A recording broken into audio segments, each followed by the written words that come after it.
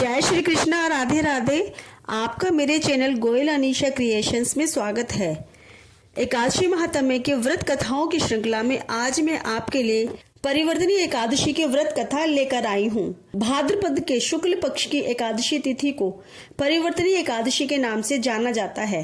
इस दिन भगवान विष्णु के वामन अवतार और भगवान गणेश की पूजा का विधान है। ऐसा कहा जाता है कि इस व्रत के प्रभाव से सभी पापों का अंत हो जाता है। आइए अब कथा को प्रारंभ करते हैं। धर्मराज युधिष्ठिर बोले कि हे भगवान, भादो की शुक्ल पक्ष की एकादशी का क्या नाम है तथा उसकी विधि क्या है?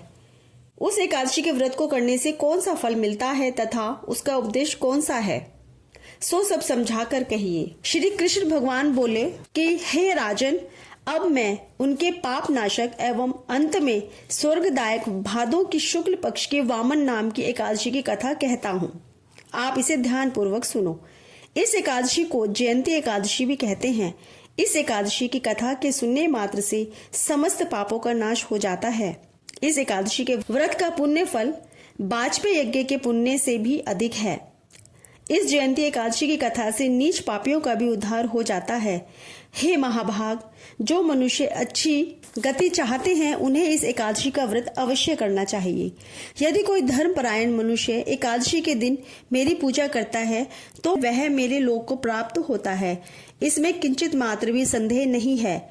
जो मनुष्य इस एकादशी के दिन श्री वामन भगवान की पूजा करता है वह तीनों देवता अर्थात ब्रह्मा, विष्णु, महेश की पूजा करता है।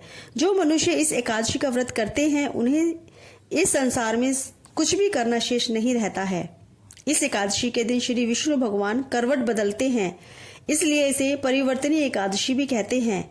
इस पर श्री युधिष्ठिर बोले कि हे भगवान, आपके वचनों को सुनकर मुझे महान संदेह हो रहा है कि आप किस प्रकार सोते तथा करवट बदलते हैं।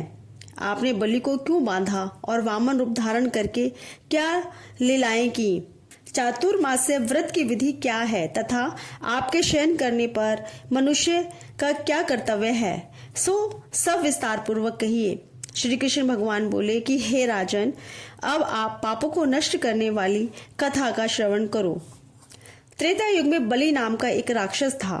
वह अत्यंत भक्त, दानी, सत्यवादी तथा ब्राह्मणों की सेवा करने वाला था।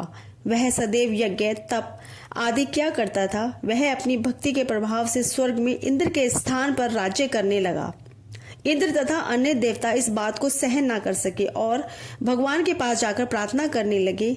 अंत में भगवान ने वामन रूप को धारण किया। मैंने अत्यंत तेजस्वी ब्राह्मण बालक के रूप में राजा बलि को जीता। इस पर राजा युधिष्ठिर बोले कि हे जनार्दन, आपने वामन रूप धारण करके उस बलि को किस प्रकार जीता, सो विस्तार पूर्वक समझाइए। श्री कृष्ण भगवान बोले कि हे राजन, मैंने वामन का रूप धारण करके राजा बलि से याचना की कि हे राजन, तो मुझे 3 पैर भूमि दे दो। इससे तुम्हारे लिए 3 लोक दान का फल प्राप्त होगा। राजा बलि ने इस छोटी सी मांग को स्वीकार कर लिया और भूमि देने को तैयार हो गया।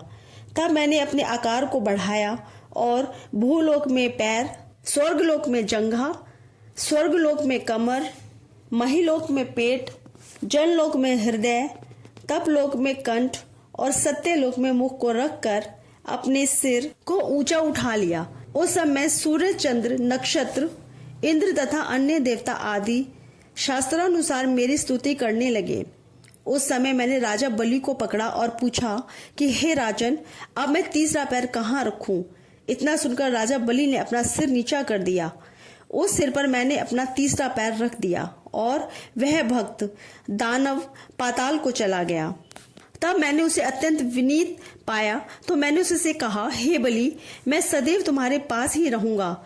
भादो के शुक्ल पक्ष की परिवर्तिनी नामक एकादशी के दिन मेरी एक प्रतिमा राजा बलि के पास रहती है और एक क्षीर सागर में शेषनाग पर शयन करती रहती है। इस एकादशी को विष्णु भगवान सोते हुए करवट बदलते हैं।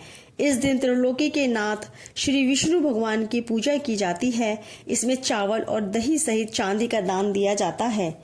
इस दिन रात्रि को जागरण करना चाहिए। इस प्रकार व्रत करने से मनुष्य समस्त पापों से मुक्त होकर स्वर्ग लोक को जाता है। वे स्वर्ग लोक में जाकर चंद्रमा के समान सदैव प्रकाशित होते रहते हैं। उनको इस लोक तथा परलोक दोनों में यश मिलता है। जो इन पापों को नष्ट करने वाली कथा को सुनते हैं उन्हें अश्वमेघ यज्ञ का फल प्राप्त होता है। इस प्रकार से परिवर्तनीय एकादशी या वामन एकादशी की व्रत कथा संपूर्ण होती है। जय श्री कृष्णा। राधे राधे।